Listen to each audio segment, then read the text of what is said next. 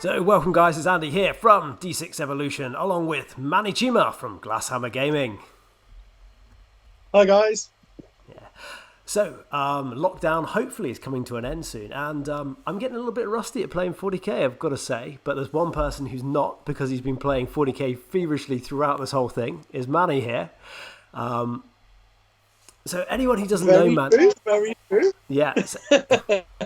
So anyone who doesn't know Manny, he is one of the top players in the UK, may even be the top player at the moment. Or has Vic beat you to that? Yeah, Vic, yeah. Yeah, well, you'll catch him up, buddy. You'll catch him up.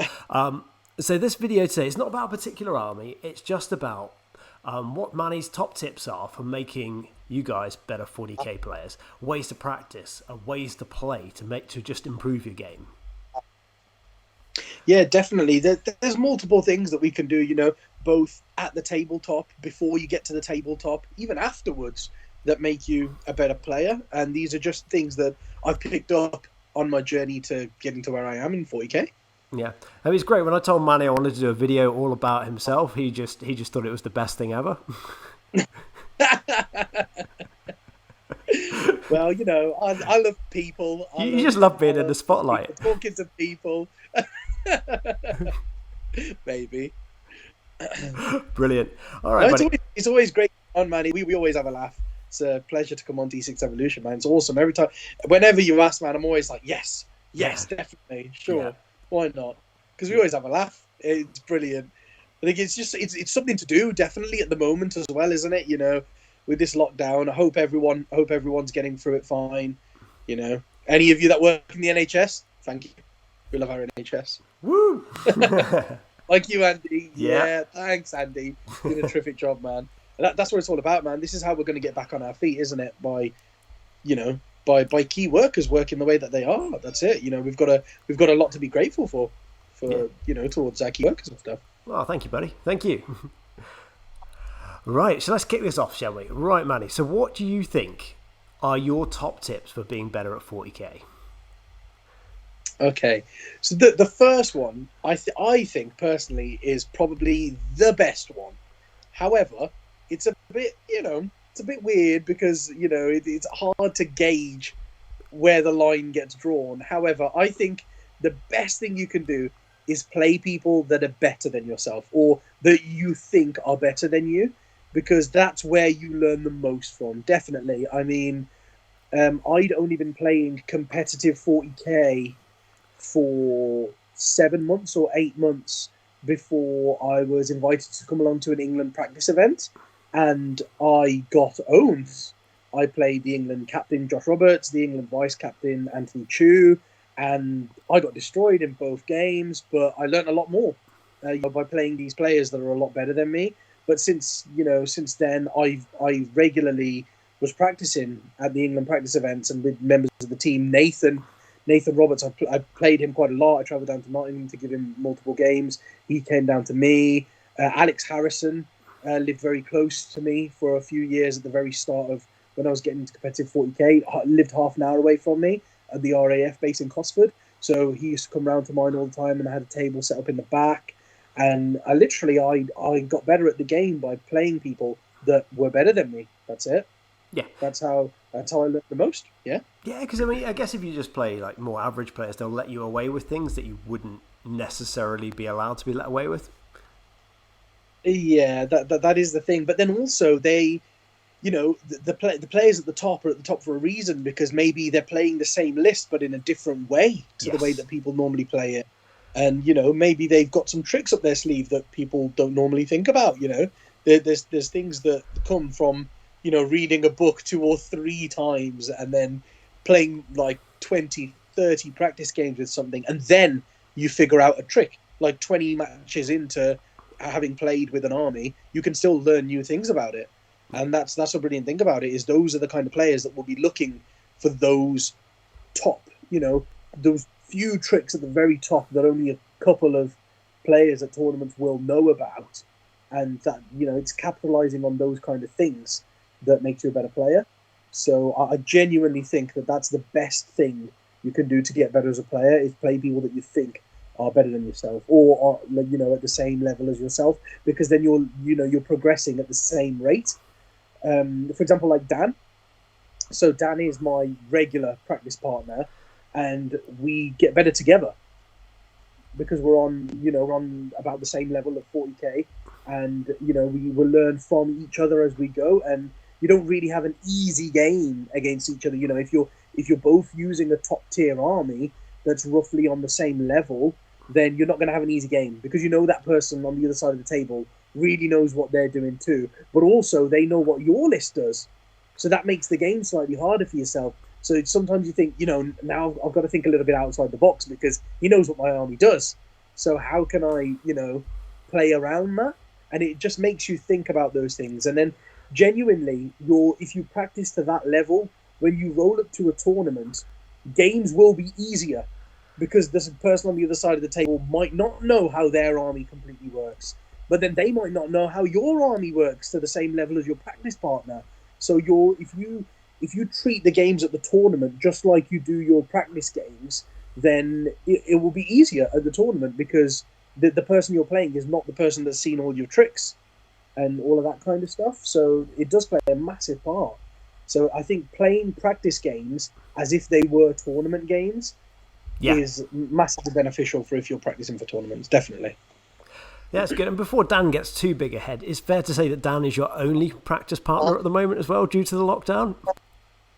Yeah, at the moment, yeah, he's my out of selection partner. Of one, Dan, you are number one. Yeah, you're my favourite practice partner, Dan, out of the one I can choose from. Yeah. But no, yeah, I think when the lockdown's over, it's going to be very good actually, because we've had quite a few people saying that they would love to come in and help us make content. Yourself, Simon, Vic. Definitely wants to come down for more of the Thursday night fights and the Monday night fights to get more practice in. Danny Everson, Nathan Roberts, there's members of the England team. Vic, who's the best player in the world right now, he's the number one ranked player in the world when the lockdown happened, and he, you only get there by winning events, right? Yeah. He's the first person to 5 scores, but they're good 5 scores, so. It'll be good to have him back on as well because he's really good to practice with. Vic, I can say from experience, is very good to practice with. He's a really, really good player, and we have great games. And I think those are the kind of players that you want to play against to learn how to play more and get better at the game. And I get a lot from games with Vic, and I hope he gets a lot from games with me. Yeah. So looking a bit more, we've talked about, playing against better players, but what is the right way to practice in your experience? What do you do to get the most out of your practice games? Bearing in mind that most of us have only had one practice game in the last, 3 months. So, that one game, how could we have maximised that? So the hardest thing, I think, to gauge is never play a game if the result of something is so ridiculous and it hinges the whole game. For example, if the game relies on you making a 9-inch rerollable charge. Now, a 9-inch charge is what people have to make from reserve normally, but a 9-inch rerollable charge, your percentage of making that is something like 40%, I believe, maybe even a bit higher. So if you manage to come down and you make a 9-inch rerollable charge, and that's what the game hinged on, that was make or break, then I would say, continue playing that game because, just under half of the time, you should make that charge, and the game should go that way. So it's good to see it through and see if it actually works. However, if the game hinges on you deep striking in and making an 11-inch charge with no rerolls, and you make it, that's what the whole game revolves around. That's going to win you the game now. I would say don't play it that way because at that point, it's your chances of making it are like, what? How do you roll an 11-inch charge? 3 in 36, 1 in 12. So then you're going, oh, this should happen 1 in every 12 games. So let's just play it. Yeah. Because what you should do is you should practice for something that's actually more statistically reliable. So something you're going to be able to use again, most of the. Yeah, so you should go, well, if I go to a tournament, that 11-inch charge, I'm only going to make that 1 in every 12 games. So once in every 2.5 tournaments, I'll make that charge. So you probably shouldn't rely on it that way. And I would kind of basically, it's like having pointless practice at that point. If you, or if it could go the other way, if you've got a 4-inch rerollable charge and you fail it, which I've seen people do, you only have something like ridiculous, like a 3 or 4% chance of failing that charge. Now, there's no point saying, okay, I've failed that. That's fine. Let's carry on with the game, because at that point you're saying, let's just practice a game, which 97% of the time wouldn't happen. Okay, so it's probably not the right thing to do at all. So what you're saying is basically, you can undo some of the more bizarre dice rolls in the game Yeah, if it was going to majorly impact the game. Yeah. Of course. I mean, there's a few spikes, right? Like someone could pass 10 5-up saves out of 12, and you're like, oh wow, that really shouldn't happen. But if it's on, a unit of tactical marines or a unit of 10 guardsmen, that's not really going to change the game. So spiked rolls like that, just go with those. That's fine. But if it's something that's game changing and it's turned out to be ridiculous, then just be like, well, let's take that one by averages slightly, because otherwise the game's a bit pointless. Yes. Okay. Yeah. So trying to make the game more standardized. What about newer meta armies? Have you got a way? Do you guys proxy lots of models, or what do you do? This is the thing. Yeah, we proxy stuff that we don't have, because you can always find things that are similar sizes, similar base sizes, and you can always. Do you know what I'm thinking of, Manny? I'm thinking of the possessed video we did together, where you didn't actually have a possessed army. It's an awesome video if you ever want to learn how to deal with a possessed army. Yeah, that was quite funny, because we were using intercessors as possessed and stuff like that. But I mean, we do that in practice games. Why not, right? If there's a unit you want to test out, and I'm a massive fan of this. I would, if Centurions had just come out, and the best thing it was like taking 2 units of 6. Before going out and buying 4 boxes of Centurions, which will cost me over £100, I would rather put 4 models on the table that have got the same size. 12 models on the table that have got the same size base as Centurions, and try them out first. Because what if they don't work, and you've spent more than £100 trying to get them together? Then you spent a week building them, a week painting them, then you put them on the board, and actually they don't work for you because they're not right for your army build or your play style. Then I don't agree with that. I think you probably should practice with things before you buy them. Like, why not? It's a great thing to do. I think it makes you, if you want to get more bang for your buck, then that's definitely the way to go. I mean, I remember, mate, and this is a very long time ago. I mean, now we've got so many 40k models in the shop that we can proxy most things with 40k models.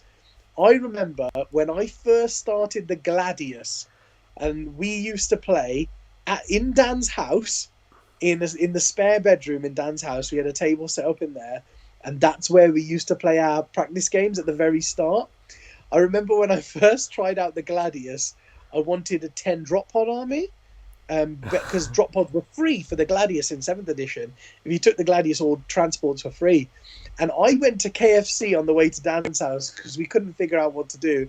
And I asked for the large KFC cups that you get drinks in, the large ones. And we used 10 KFC cups upside down as drop pods. But if they're your own practice games that you're playing at home with your practice partner, then why not? It's just bizarre things like that. But if you've got ideas of something that could potentially change the meta, because if you think, oh, you know what, no one's using drop pods right now, so because no one's using them, no one is gearing to play against them, because people are going to a tournament thinking, I'm going to never have to play against drop pods, so what's the point? Then if you think, oh, if I rolled up to the meta now with 6 drop pods in my army and dropped in half my army turn 1, that would catch so many people off guard. Give it a go. Why not? Try it out in practice. What do you have to lose in practice games? Nothing. And I think it also goes for, if you're struggling against an army, get your friend just to play it. Proxy the hell out of it. Make it a challenge to come up with the most ridiculous proxies. Make it a thing. Make it fun, because if you're struggling against a particular army and you or your friend doesn't have it, just proxy it. Literally use anything you can to proxy roughly the same size. All you need is the base, right? Yeah. If something is the same size base, normally most of the mechanics of 40k work on that. Unless, of course, you're a gun line and you need to see how big a model is and stuff like that. It's the only time you're going to have trouble with it. But other than that, if you've got the right base size, you could normally roughly guess the size of the models and stuff. Yeah, I mean, it feels dirty at first, but honestly, after a while, you just get used to it. I mean, when we filmed that Possessed video, honestly, I didn't even bat an eyelid to afterwards. It's because you're so used to me and my ridiculous proxies, right? That's funny. Okay, any other tips for practicing? So we've talked about sort of rewinding the game. We talked about removing unlucky dice rolls and practicing against good people. Anything else you think is essential for getting the most out of your practice games? Here's a brilliant thing with practice games. If you can, try to play every game twice. Try to play every matchup twice and play in reverse. So you go, okay, I'll play once going first and you play once going first, and do it that way, because what I think is the biggest advantage in ITC right now is going second. Because I think the biggest advantage in the game is being able to see exactly how many kills your opponent has, to know that you've just got to kill one more than they have. And also seeing how many objectives they've gotten to, so knowing how many you need to get to or how many you need to push them off is very useful. I mean, if your opponent's only gotten to 2 objectives, you know that you've only got to hold one and push them off one, and all of a sudden you hold more or equal or something like that. But then your opponent's got to completely guess how many units they should kill in a turn, whereas you can go, oh, he's killed 2, so I know I've got to kill 3. Whereas they've got to guess and try and kill as many as they possibly can to stop you getting killed more. That's the only choice someone going first has, but going second is massively advantageous. But it's quite difficult to know whether you can afford to go second, because quite a lot of the time you could choose to go second because it's amazingly advantageous, but then your opponent, because they've picked some secondary objectives that they can get really easily and double up on, like King of the Hill and Recon, and they've got Farsight Enclaves where they've got 20 units of 2-man drones, so they're going to max those secondaries out in 3 turns, and they're going to hold more than you for the first 3 turns. Now, yes, going second in that game is advantageous because you know how many 2-man drone units you've got to kill and stuff, but what's the point if they've taken the whole board so quickly that you can't even catch them towards the end of the game? Then it becomes irrelevant. And that's why I would recommend playing every game twice, because you'll play it once going second to know if you can afford to go second, because your opponent will push up the board, and then you play it once going first to know that if you have to actually go first in a game because you can't afford to let your opponent go first, then you know exactly how you should play it going first. So turning up to a table in a tournament and having the idea in your head about whether you should be going first or second if you get the choice, because you've practiced both ways, that's massive. That's huge. Because there's no guesswork involved then. Yeah. And you know, if your opponent ever gives you second turn, you just go, yeah, I wanted it anyway. Just play those mind games even if you didn't want it. Yeah. Never act disappointed. Yeah, if your opponent's like, oh, I'm going to go first, and you go, oh, wicked, yeah, I was going to be the defender anyway. Yeah. Cool. That's really good for me. Just throw them off, man. That's huge. That's huge in a tournament. It makes me... to be fair, I have done it before, and it makes people think, oh, why is he saying that? Why is he saying that? Yeah. It does make it hard for your opponent, because they start thinking when they're deploying then, oh, well, what can he do if I do this? He's got something that I don't know about, hasn't he? And it really plays games with them, and I think that's half the game too, if your opponent believes that you've got them beat, quite often you will have them beat. Yeah. Okay, so, right, we talked about our practice games. Now you're going to go to a tournament and you've got to build a list. Now, this is the bit that Manny loves the most, and it's probably best, I think you're probably the best at in the game, is building lists. Yeah, I think that's my... It's your thing, isn't it? Point. So, what are your top tips for building an utterly broken, filthy army in 40k? Okay, so the thing to consider is whether the top armies can play you, and whether you can play the top armies in the game. So the only way to do that is by taking things in your list that are not only good against one army, but are good against many armies. But then also going, well, Grey Knights and Chaos are the top two armies right now. So I'm going to take things in my list that make me better against those two armies, but still being able to play other armies. Because you can't go to a tournament geared completely to deal with Grey Knights and Possess Bomb in case you play Eldar. What do you do then? You know? So you've got to take things in your army that the top armies are going to struggle with, or go off meta. Go off meta, because I genuinely think White Scars are the best army in the game right now. I genuinely think that, because we've played against Shining Spears in this lockdown. We've played the Possess Bomb in this lockdown. We've played Blood Angels, and then we've played Grey Knights. We have played Grey Knights as well. So we've played the top armies in the game right now, and I don't think any of them would be equipped to go, here we go, 8 impulsors with 4 up invulnerables, and they're filled with combat units. Take this on. I don't think any of the top armies in the meta right now could deal with that army. I think White Scars, 8 units of intercessors in 8 impulsors with 5 characters, that's the entire army.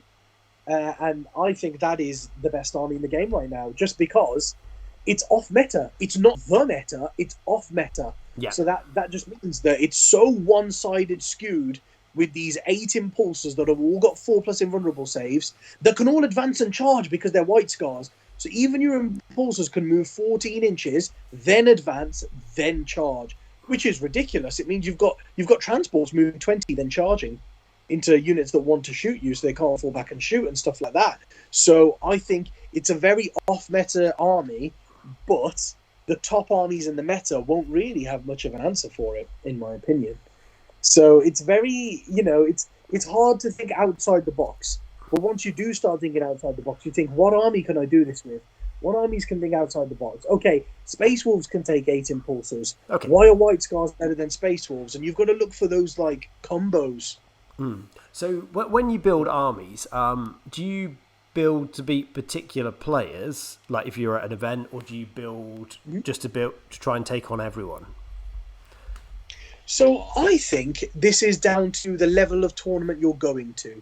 For example, if you're going to a GT, you can kind of look down the list and you'll know, there'll be 2 to 3 players there, because there'll only be 32 player events or something like that, and there'll only be 3 players there that you look at and you go, these are the top guys. If I want a podium or win this tournament, I'm going to have to play these guys at some point. Yeah. So at that point, you can kind of go, yeah, I'll take a little bit of a balance list to get me to the top tables. But once I'm at the top tables, I need to be able to play the top players. So that's when you kind of gear more towards the top players. So you take a slightly balanced list, but skewed more to deal with the players that you'll expect to play on the top tables. Yeah. However, if you go to a major... I was going to say, Manny, this is where your position at Glasshammer comes in very well, because you can just look at what they've ordered recently and go, someone's ordering a lot of impulsors. Interesting. Yeah, you're like, oh, Vic's turned up with Grey Knights, is it? Ah, very nice. Just got a Grey Knight army. Cool. But no, I think it's massive, because if you can go to a GT and you know that there's 3 top players there, and 2 of them are using one army, and one of them's using a different army, you know that if you can play those 2 armies very, very well, you stand a good chance. So you can afford to do that more in a GT, because it's quite easy to get higher to the top tables in those events. However, if you go to a major, where especially in the UK, because there are so many good players now in the UK, top level players, it's so hard to get to a podium in a major event, that when you go to a major, you kind of look at the field now in a UK tournament, like Cali, for example, and you'll look at the tournament and go, right, there's 90 players going, but there's 15 that I think have a chance of winning this tournament. And you're like, any of these 15 players I don't really, want to play. Or you're like, there's 15 of them, and between them they've got 6 different factions. So at that point you can't specifically, tailor a list or like build your list to play against 2 or 3 specific players, because any of those 15 could be at the top, and they're using 6 different armies. So at that point, you've got to take the best all-rounded if you can.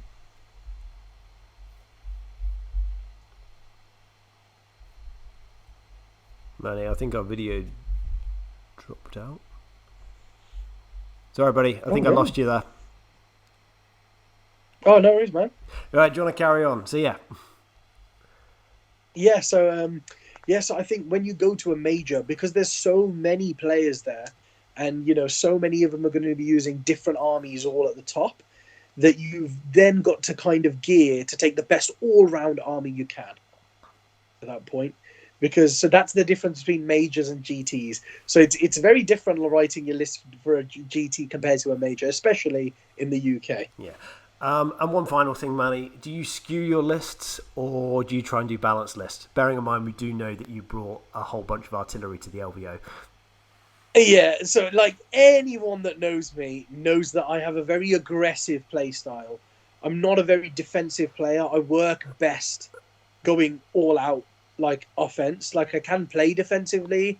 I've played defensive armies at the ETC as well once or twice, but I excel when I get to use an offensive army. And I think the best way to use, aggressive armies is by skewing them. There aren't very many balanced aggressive armies out there. Aggressive armies are normally heavily skewed to one side. Yeah. Now, like the Imperial Fist artillery list I took to the LVO, for example, that wasn't a very defensive list. Yeah, it just sat at the back, but how hard it bombards your opponent. No one's army could take like more than 2 turns of firepower from there without getting completely decimated. So that's a very aggressive, skewed one side. I mean, there was 9 pieces of artillery, for God's sake. And I could fire one of them. 3 of them fired twice naturally, and I could fire another one twice by choosing to. I essentially have 13 pieces of artillery in the army. It's just bonkers. Yeah. And, just now I've talked about the White Scars, and that's 8 impulsors that all rush into your face, and every single one's filled with intercessors with combat weapons, power fists on all the sergeants, and the characters that go along with them are also combat characters. So that's a very skewed combat army.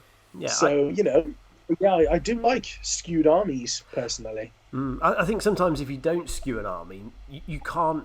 You're trying to bring the tools to deal with everything. You kind of lose something from the army, and it's not that good against. It's not that good against any particular thing. Yeah, definitely. Like the way to think about it though is you can't over skew either. So, like for example, with the White Scars, because the bulk of your army and the way that your army works, the units that do the heavy lifting are your troops. You can afford to, take all intercessors, and then. That the way of getting them there is by taking 8 impulsors with 4 up invulnerable. So you go, no one can deal with that many. Yeah, I'll just take 8 units and 8 impulsors, and that's my army.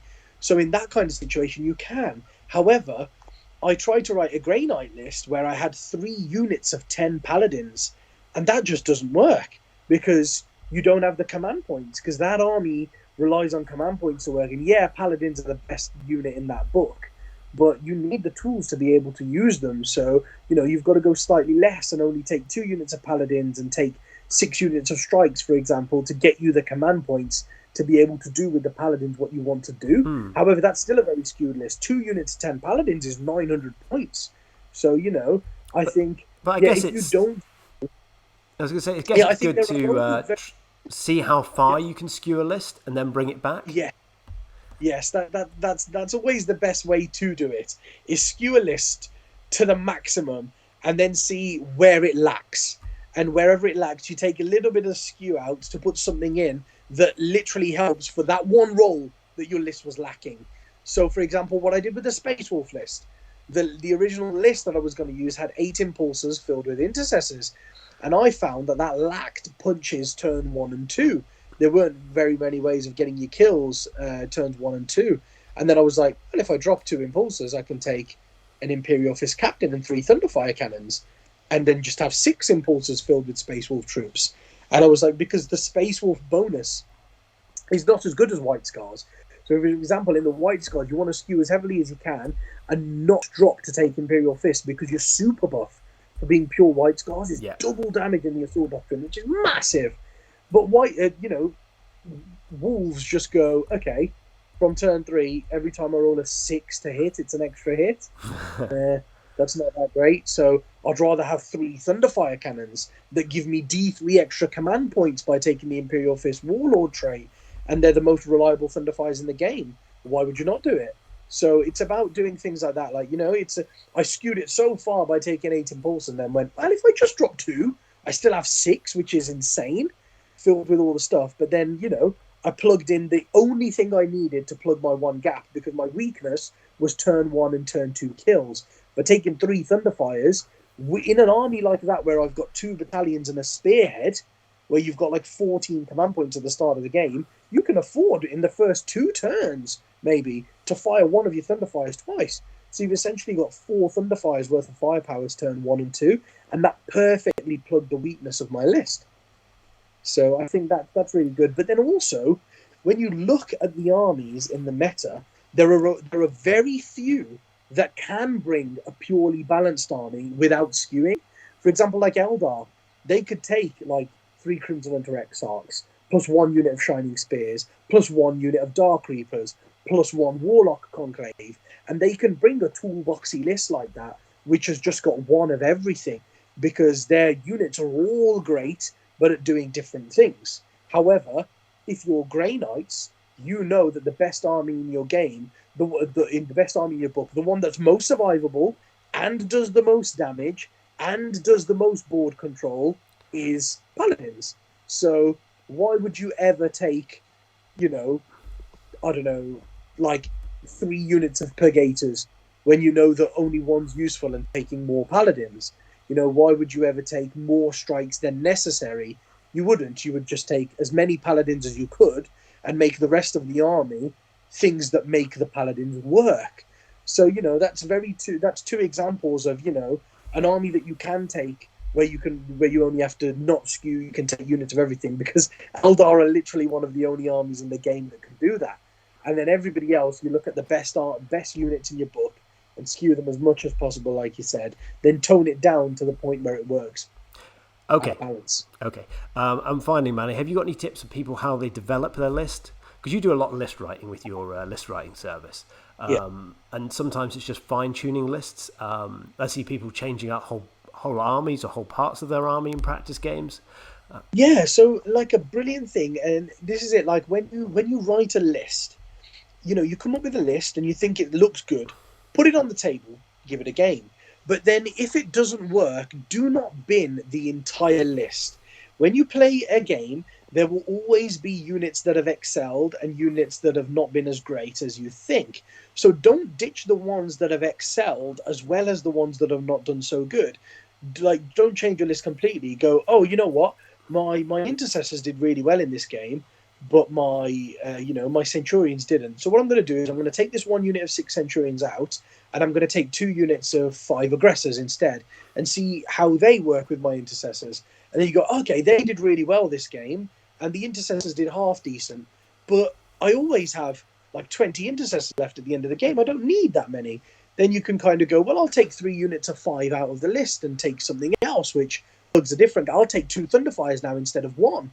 And all of a sudden, you develop this list where you're like, the aggressors are performing perfectly. I have the exact amount of intercessors that I need in most games, but now I've got an extra Thunderfire that does a different role for me.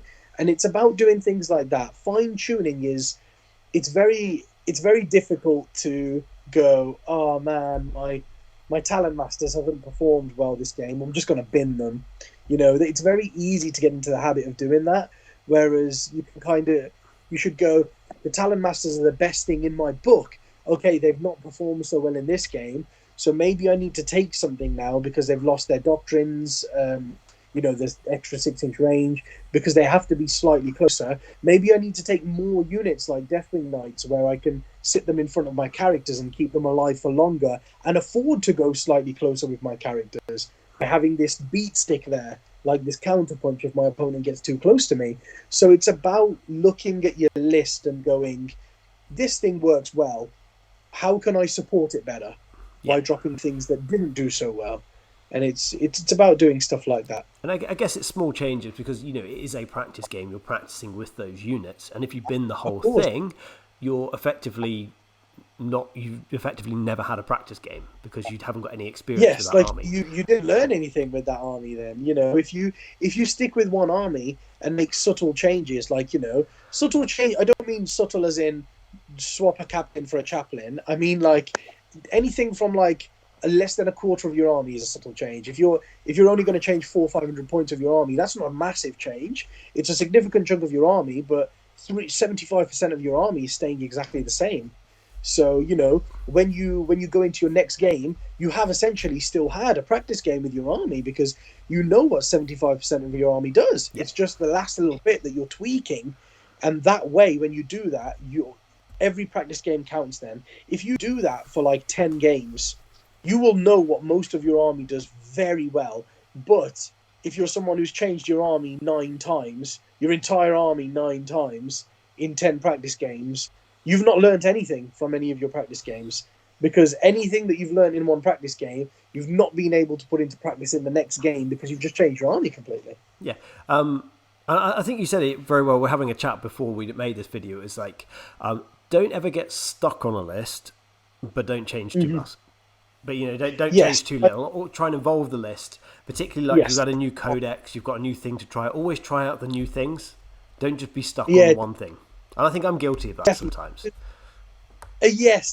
That's the thing. Like sometimes you can sit there and go, you know what? I love my Deathwatch veterans so much. I'm not going to change from them at all. But yeah, but like Who something said like that? like Deathwatch veterans are the best thing in the Deathwatch book, so, and they always have been. So that's my rock. I know how they work, so I'm going to stick with those. But you might never know. Like swapping one unit of them out for a unit of 10 intercessors with stalkers, for example, because now you can snipe out characters because you've got that stratagem. And stalkers, when you're shooting against a character now, if you can use the wounding on 2's ammo if you're Deathwatch, and you can wound a character on 2's AP -2, flat 2 damage, and you could just take a character out of the game. But you would never ever have the choice of doing that with a veteran squad. So why not try this, this 10-man stalker unit out if you've now got the right stratagems and circumstances to be able to utilize it very well. Yeah. It's looking at things like that and going, yeah, like love your list and know how well it does, but don't get too stuck on stuff to the point where you go, I don't want to take anything out to try new things. Because, it's always good to try a new thing that comes out. If something comes out and you never try it, you might get caught out by that when you go to a tournament in a mirror match. I mean, Your opponent might have looked at something and gone, oh yeah, my list is identical to yours, but actually I'm going to kill your Watchmaster with my 10-man Stalker unit, and you can never get to my Watchmaster. So for the rest of the game, you're going to play the whole game without any rerolls, and I'm going to play the rest of the game with full rerolls. Yeah, I've got one less veteran squad than you, but over the course of the game, I'm going to have like 100 rolls that I was able to re-roll that you didn't. And in a mirror matchup, that's huge, right? Just because your opponent tried out something different. Yeah, absolutely.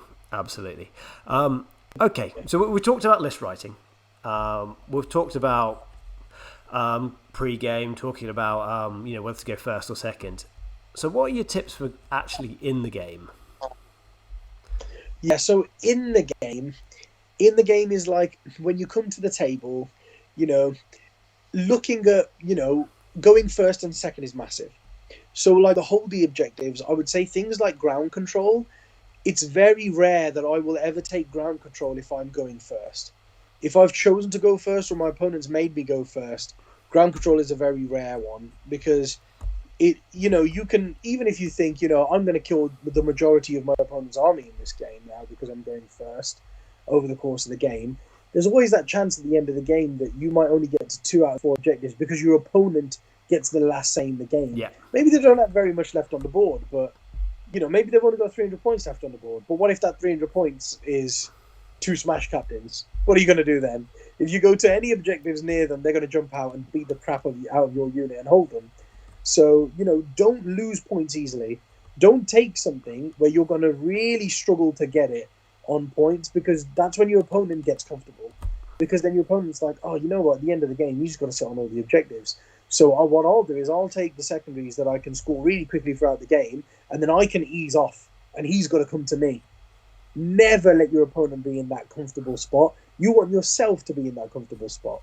So it's about thinking about what decisions you should make at the very start of the game to help your journey through the game. Yeah. Yeah, so try not to let your opponent influence what you have to do. Yes, definitely. But then also choices.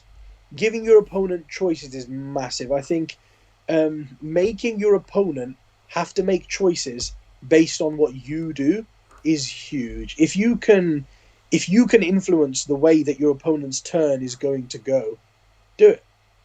100%. Make them make choices, because a lot of the time, if you make your opponent make choices, one or two choices every turn, every battle round, something like that, chances are at some point in the game they'll make one mistake, they'll make one wrong choice, and that's your time to punish them. What you've got to do, right? Like, I think that's part of being a good player as well, is knowing when your opponent has made a mistake and how to capitalize on it. Yes, Definitely, absolutely. because if you can't capitalize on a mistake your opponent's made, it's going to be it's going to be very different. Like, for example, this is something that Dan said to me quite a lot, actually, is me and Dan will play a game, and if he makes a mistake, I'll spot it and I will capitalize it and I'll punish him for it. And he said to me quite a few times when he comes back from a tournament, and he'll be like, "Oh, bro, in that last game there," he was like, "Oh, I did this," and I instantly like thought, "Oh no, I've made a mistake there, because he can do this now." But then my opponent doesn't do it. He doesn't punish me for my mistake, and I think, "Oh wow, if I was playing against Manny, he would have spotted that." In our practice games, those are the kind of things he spots and punishes me for. I've got away with that. But it's stuff like that, right? Like, even players that are really good, like, I've done it multiple times. I've done something and then I've gone, oh no, I can see something that I've made a mistake here, and if my opponent notices it, I'm in trouble. But then quite a lot of the time they haven't noticed, and I've gotten away with it. And it's knowing about those things and being able to punish your opponent. But I think maybe that's because I have had so many games, and I play quite a lot of practice games, because I look at my opponent as well, and I go, he's made a mistake there, and I can tell he's made a mistake. I know that that's a mistake on his part, and I know how to punish him. But that's maybe because I've played that game a few times. So I think playing against the as many of the top meta lists as you can is massive. Yes, Definitely. yeah. If you can leading up to a tournament, if you can play against the best three armies in the game currently, rules wise, you'll always be ready to take on the players on the top table in those tournaments. Yeah, I think that's, and even if it is proxying, like we said, just get the Yeah, reps, and just so you know basically how it works and basically how your army yeah, functions. And I know this is Manny's video, and he loves to talk. But I think one of the things I've learned from playing a lot of 40k is, have a game plan. No, it's almost like chess. Know how your army works. Know how it's going yeah, to set up. Know your opening move. Like, know how your army will set up versus 2 or 3 different styles of army, particularly the ones which yeah, you know you're going to face, and yeah, know how you can counter deploy those armies, and what your first turn yeah. looks like, what your second turn looks like. Yeah, because I think the two main type of armies are combat armies and gun lines. So, have a plan of what your deployment looks like when you're playing against a combat army that can maybe pick up a unit, drop them next to you, and charge you turn one. Know what kind of a screen you've got to deploy against combat armies, and have like a certain deployment that you've got in mind for it. And if you're going to play against a gun line, against 3 riptides that are going to blow you off the board if they can see anything, have a plan for how you're going to deploy there. Know what should go in reserve from your army in each specific matchup. It's these are the things that save time at a tournament.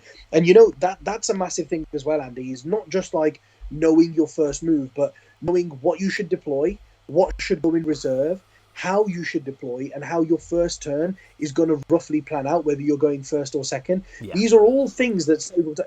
Maybe each of those things is only 3 minutes, but 3 minutes on each of those 4 things is 12 minutes in the course of a game. And when you're playing a 3-hour game, you've only got 90 minutes.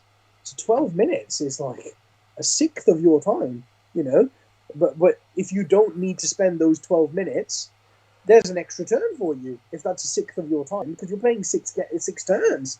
So it means that instead of having 15 minutes a turn for 6 turns, because you've done that, you're only going to have 12 minutes a turn for 6 turns, and there's 3 minutes extra that you could have had in every turn of thinking time, of doing time that you just won't have, and it punishes you later on in the game if you can't be efficient with your timings at the start of the game. Yeah. So yeah, I definitely agree with you, bro. If you don't know what your first few moves are going to be or how you're going to deploy when you're going into a game, you'll lose a lot of your time on your chess clock. Yeah. Because it's become quite popular now. The chess clocks are being implemented, especially on the top tables at tournaments. And I think if you're not ready, it will catch you out. And that's another thing as well. Top tip now for being a good player in the UK: practice with a chess clock. Yes. Practice with a chess clock, because you will need them at tournaments. You definitely will. Yeah, absolutely. And it can be off-putting at first if you've not used them before. But I think they're really, because I'm not the fastest player in the world, but actually when I've got a chess clock on, it is much nicer because your time is your own. It kind of reminds you to push a little bit, or it lets you ease off because your opponent. It's nice to think that your opponent can't accidentally take up 2 hours out of the 3 hours of time. Yeah. You know that your 90 minutes on your clock are yours, so you can use them however you want to, which I think is a big part of the game. Yeah. Okay. Now for sure, and it can be very, very distressing if you turn up to a tournament never having played with a chess clock before, and then you're forced to use them on top tables. Because now it will happen. It's like, quite a lot of big tournaments in the UK now, they say it's compulsory to use chess clocks on the top tables. Yeah. And if you don't, and then something happens like slow play, it's not nice to think that people will purposefully do it, but there are people that do. It's unfortunate, it's not very sportsmanlike, but slow play does happen, and a TO will say to you on the top tables now, did you use a chess clock like we told you to? And if you say no, they'll say, well, tough then. Yeah, Even if that player has played you, we told you to use a chess clock and you haven't. So it can be very off-putting not being able to use a chess clock because you've not had any practice with it. So I would definitely recommend practicing with chess clocks before you go to tournaments. Yeah, it's good, and it forces you to, like, in your practice games, keep to time and learn how to play faster. And that's the thing. Use them in practice games. If you run out of time and you're in turn 5 and you've still got another turn left, don't just finish your game there because it's a practice game. Carry on, do turn 6, but you will then know that you have to be quicker next time because you used a chess clock when you ran out of time. So I believe chess clocks have a feature where they count down and when they count up as well. So what I found quite handy in practice games is use the chess clock, and then when you hit 0, say you're in turn 5 and you've still got a little bit of turn 5 to do before you do turn 6, flick the setting and count upwards and start the clock, and then you'll see how much you went over. So if at the end of the game your clock's on 18 minutes, you know that this game you used 18 minutes too much. So it's not that you need to get quicker, but you know that you need to get 18 minutes quicker throughout the course of the game. That's nice. I'm gonna play around with my chess clock now for when I next play a game in a few months, and hopefully at that point I still remember where my chess clock is. Yeah, but hopefully it'll be a few weeks, man. Hopefully. It'll be a few weeks, and we can start having gatherings of 2 people. Yeah, 2-player tournaments. Yeah, 2-player tournaments. That's it. Yeah. At least you'll be able to start practicing again then. Yeah, absolutely. Because this is just a thing for everybody in lockdown, guys. Tabletop Simulator is very, very good. I've done a lot of coaching sessions on there in the lockdown, and actually, with some things, it's better than a real game. Like, for example, there's no way you can mess up like a charge distance range because the computer tells you how long that charge distance is. So you can't like lose inches by moving your guys too little or gain inches by accidentally moving them slightly too far. So Tabletop Simulator is actually a really good way of playing games while you're in lockdown. However, it's going to be really great getting back to the tabletop and playing actual games once this lockdown's over. Yeah, absolutely. So come on, Manny. Last couple of tips. So you're in the game, you're playing. We were talking about being precise with models. Yes, being meticulous is, I think it's great. I mean, yes, give an inch when, when something's like half a millimeter in or out. That's the kind of thing that you've got to be a sportsman about. But what I'm talking about is, sometimes you go, and I'm guilty of this too. I've done this a few times in the past, and I make sure that I don't do it now. Is where I go, okay, this unit of intercessors, I'm just going to move them this way onto this objective, but I'll shuffle them because they're only 2 inches away from the objective. So I'll move them 2 inches because I know that's enough to get them on the objective. But later on in that game, that unit had to make an 11-inch charge on something because I only moved them 2 inches in turn three instead of 6 inches. And that means I've had to make, in the next turn, I've had to make an 11-inch charge on someone instead of a 7-inch charge, which is completely, it's cost me 3 points in that turn. And that's like, instead of giving myself a 7-inch charge, which is over 50% chance that I'll make it, I've decided to move less the turn before, and that's given me an 11-inch charge, which is only 8% chance of me making it. And you're like, I've gone from 54% chance to 8% chance, and that's lost me 3 or 4 points in the game. And now we've drawn, or I've lost by a point because I lost those 3 points.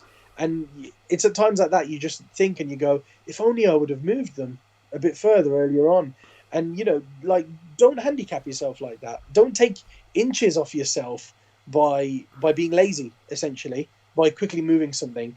Be meticulous. Measure all your distances. See where you need to be to get yourself into a better position for next turn, and move there. Yeah. One of the last things I found really helpful, it's something that Dan, managed practice partner, told me, was sort of like planning your end game. Plan it out at least 2-3 turns ahead of time. So you usually said first turn or two, it's about sort of establishing yourself on the board. But after that, figure out how the scoring is going to happen. Is it end game objectives? Even if it's not, figure out where your opponent's going to get the points, because you can see the game state at that stage. Yes. And knowing what you've got to do or how you're going to set up your winning conditions. Yes. So I think that's very, very important, actually. I think about the end game quite a lot. And it's a little bit harder in ITC, but it was something that I excelled at in 7th edition. Yeah. In 7th edition, I was very good at looking at the end game. And I think that's where I became a very, like, one of the best players I could become by thinking in that mindset and thinking 2 turns ahead in turn 3, thinking about how turn 5 is going to look when there's a chance of the game ending on a dice roll and stuff like that. I was very good at that in 7th, and it's a little bit harder in ITC, but it's looking at things like, oh, you know what? We're in turn 4 now. There's only 2 turns to go. I'm going to get kill, hold, and hold more. My opponent's going to get kill more, and hold something. So we're going to be drawn on the primaries, and at the moment he's 1 point ahead of me. And then at that point you think, well, I'm going to get 1 point of old school at the end of the game, and I know that, but all of the rest of my secondaries are maxed out, so that's going to get me level with my opponent now. How do I stop him getting 1 extra point for winning? And the way you could look at it is you could go, I've got a Riptide that's only got 2 wounds left, and he's got Big Game Hunter, so if I let him shoot my Riptide in the last turn, there's a potential he beats me by 1 point because he gets a Big Game Hunter point. So you know what I'm going to do? Because the Riptide and whatever he kills is relevant now towards the end of the game, I'm going to hide that Riptide. He's going to do nothing. He's not going to kill anyone because it's irrelevant what he kills. He's not going to get me any points because I've maxed out my secondaries. So I'm going to hide him to deny my opponent a point because it's so close now towards the end. And it's looking at things like that and going, if I can deny him 1 Big Game Hunter point, I can get an old school point and a recon point towards the end. I'll win the game. And stuff like that. So it's about looking at where you can take, not only get the most points for yourself, but take points away from your opponent. Yeah. And do you know what really helps with that? Knowing what the score is. Yeah. And it's big, actually. There's the ITC app now. There's, even if you're not playing ITC, you've got score sheets. Write down your score. Write it down. Write down your score. Write down your opponent's score as well. So oh, my opponent's winning 21-20. I know I'm 1 point behind. I can pull that back. But then if you're only 1 point behind, but you don't know you're only 1 point behind, you look at the score and you think, you only look at the last turn and you think, wow, he got 5 points last turn, I only got 1. I'm getting smashed. You might take risks that you shouldn't because you don't know that you're only 1 point behind. and you've only got to take, a small risk here or there to win the game, you might think you're getting absolutely smashed, so you go all out and it backfires. All because you didn't count what the score was at the time. You decided to take the risk, right? So that's huge. And it's something so simple, but just having that information to hand and actually using it, it's huge. And you can't plan out the end of the game, and you can't plan out how you're going to win without knowing it. Yeah, of course. And I think that's probably the simplest thing we've talked about today to do, is actually just write down the bloody score. Yeah, write down the score, because how do you know how many points you need towards the end of the game to win the game if you don't know how many points your opponent has? you can't. You can't just go, okay, I'm going to try my absolute best to get all of my points, regardless of what my opponent gets, and we'll count them at the end and see who's won. Yeah. That's not how you become a top player. So just something so simple as, and it's like we talked about earlier, like, move your models the full distance when you need to. Something so simple like that, which has caused you to lose the game because you failed the charge later on, that you would have made if you moved your models the right distance. Just little things like that. Like, why didn't you do it? Your model moves 6 inches. Why not move it 6 inches? Yeah. So it's little things like that, and knowing the score, writing the score down. Those are all small things that add up to a lot to make you a better player. Yes. Yeah, it does. Right, buddy. I think that's about it, isn't it? Yeah. Thanks so much for coming on, Manny. That's been. I think I've learned a lot doing this. I always love talking to Manny. He's brilliant. Oh, thanks, man. I love talking to you as well, bro. I think I just love talking about 40k in general. Anybody you just like talking talks to me about 40k, I love them. I'm like, oh, thanks, mate. You've given me a chance to talk about 40k. I love you. Okay, something fun before you go, Manny. 9th edition rumours. What do you hope changes? What's your number one thing? Oof. Okay. I didn't prepare you for this. Yeah, I think. Go on, what's Manny's dream? What does he want? Make the game more combat than shooting. Yeah. I think that would be incredible. That's what I want. I don't think it's anything that's going to happen. Isn't that Age of Sigmar where they run around with axes and swords and stuff? Is it just a different game you want at that point? Yeah. No, it's just because, I think it's when you're playing against when the top, 2 armies in the meta are gun lines, it's ridiculous. Like, it's gotten to the point where armies have got so many shots, like Centurions, man. Centurions average 19 shots a dude. With flamers plus hurricane bolters, you get 19 shots a guy. It's a 50-point dude. Why does he have 20 shots? A Talon Master's 200 points, and he's only got 18 shots. Why? So I think it's getting to the point where so many things have got ridiculous amounts of shots. I think combat needs to come back, man. I think combat needs to be a big part of the game. Ooh. A big part. Okay. I think that would be nice for once to have combat armies dominate the game rather than gun lines would make a really cool change as well. It's like, with gun lines, I've used gun lines, I've used combat armies, but I learn a lot more playing combat armies than gun lines because it's quite easy to move, shoot, move, shoot, move, shoot. It's very hard to go, I've got to move. I don't have very much shooting, so I'm going to counter my opponent's shooting and minimize what they can do. And then I've got to charge. I've got to kill this thing. I've got to wrap this thing to make sure I don't get shot. There's a lot more shenanigans and things to learn about the combat phase than there is about the shooting phase. So to me, it's a lot more interesting. But that's where top players come in as well. That's where top play comes in, when knowing how to do things that not very many people are comfortable doing. So I really enjoy the combat phase, and I think I learn a lot more from it. It makes me a better player a lot more than understanding the shooting phase. Yeah, I'd go along with that. That's there's a lot of shenanigans to be had for sure.